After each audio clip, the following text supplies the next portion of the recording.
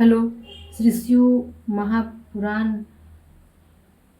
YouTube channel में आप सबों का स्वागत है। फिर से मेरा प्रणाम भी। तो आज श्री शिव पुराण के तृतीय खंड का पहला अध्याय का वर्णन सुनूंगी और सुनाऊंगी। तो तृतीय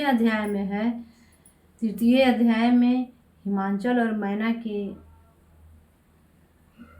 प्रारंभिक जीवनी का वर्णन है। तो इसको पूरी तरह जानने के लिए, समझने के लिए, सुनने के लिए तृतीय खंड का पहला अध्याय सुनना होगा। तो सुनने से पहले मैं अपने गुरु जी की स्तुति कर लेती हूँ, फिर आगे सुनूंगी और सुनाऊंगी।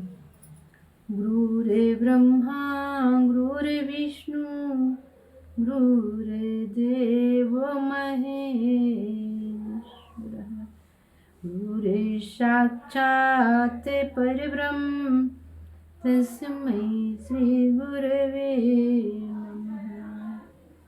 आइए तृतीय खंड के पहला अध्याय सुनते हैं। सूत जी बोले, हे ऋषियों, इतनी कथा सुनकर नारद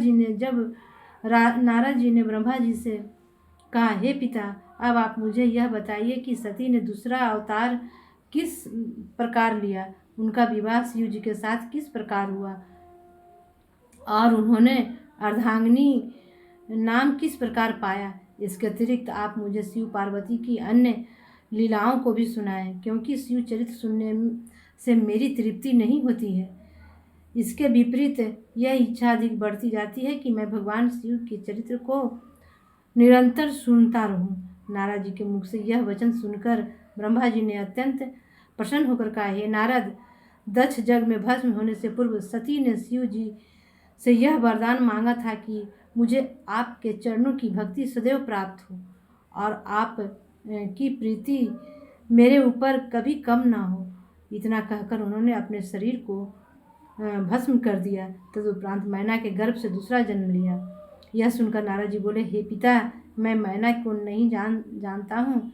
अस्तु, आप विस्तार पूर्वक यह बताने की कृपा करें कि मैना किसकी पुत्री थी और किस के साथ उसका विवाह हुआ था। ब्रह्मा जी ने कहा, हे नारद, उत्तर दिशा की ओर संपूर्ण पर्वतों का राजा हिमालय नामक एक पर्वत है। वह पर्वत प्रदेश अत्यंत रमणीक है। उसी हिमालय प्रदेश के एक देश में एक राजा राज करता था। उसके राज की शोभा का किसी भी प्रकार वर्णन नहीं किया जा सकता। वहाँ बिना तेल के ही दीपक जलते हैं और वहाँ के निवासी अपने घरों में देवदारू की लकड़ी जलाकर प्रकाश करते हैं। वहाँ की बर्फ पत्थर की शिला के समान कठोर होती है, जिसके ऊपर लोग चलते हैं। यदि कोई छोटा मनुष्य भी वहाँ पहुँचता है तो वहाँ के निवासी उच्च पद वाले व्यक्ति भी उसका आदर तथा सम्मान करते हैं। उस पर्वत पर ऐसी गायें हैं कि लोग उनकी पूंछ का मोरछल बनाते हैं और वे वन में निर्भय होकर स्वच्छंद विचरण किया करती हैं। वहाँ की स्त्रियां भी निर्भय होकर स्वच्छंद जहाँ जी चाहे वहाँ घूमती रहती हैं। सहस्त्रों प्रकार के सुगंधित पुष्प वहाँ सर्वत्र खिले रहते हैं।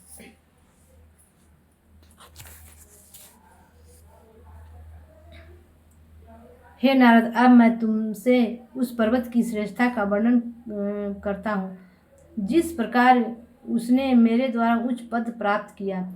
सर्वप्रथम जब मैंने यह विचार किया कि पर्वतों का राजा किसे बनाना चाहिए, तब मैंने हिमालय पर्वत में संपूर्ण लक्षण देखकर उसे राजा बनाना निश्चित किया, क्योंकि वह पर्वत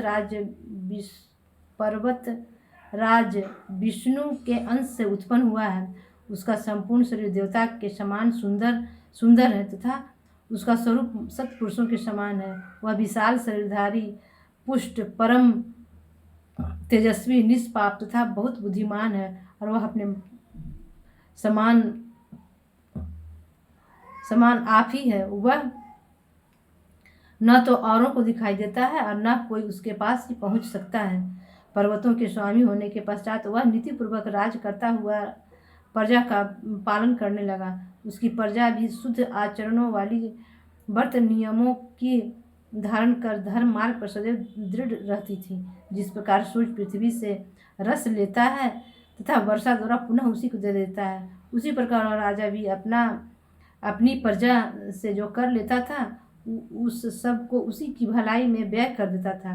हे नारद, हिमांचल संपूर्ण राज्य लक्षणों को धारण किए हुए था। वह परम शास्त्रज्ञ, बुद्धिमान तथा दूरदर्शी था। वह चिकित्सा तथा उपाय से रहित होकर अपने शरीर का पालन करता था और किसी कार्य में शीघ्रता नहीं दिखाता था। वह दूसरों के आनंद के लिए धन संचित करता था और इसलिए मौन रहता था कि अधिक न बोलने से श्रेष्ठ बुद्धि की प्राप्ति होती है। शक्तिशाली होते हुए भी वह दीन बना रहता था। त्याग तथा संतोष की कीर्ति का प्रकाश बढ़ाकर उसने अहंकार से अपना संबंध तोड़ लिया था। यद्यपि वह युवा था तो भी वृद्ध पिता की भांति अपने पुत्र रूपी प्रजा का उदारता पूर्वक पालन करता था। वह दंड देने योग्य व्यक्तियों को इसलिए दंड देता था कि ताकि धर्म स्थिर बना रहे।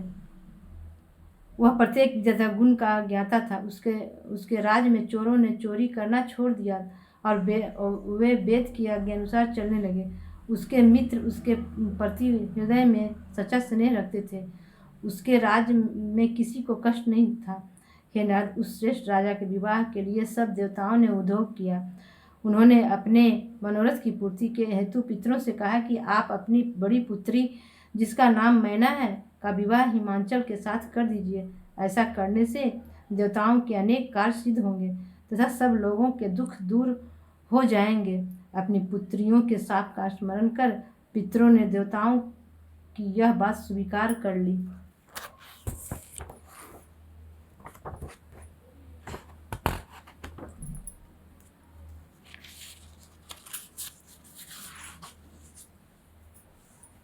तथा एक शुभ लगन में मैना का विवाह हिमांचल के साथ कर दिया गया। विवाह में आनंद मंगल की जो रीतियां होती है वे सब यथाविधि संपन्न हुई। उस विवाह को देखकर मुझे विष्णु जी को तथा देवताओं को भी यह समझ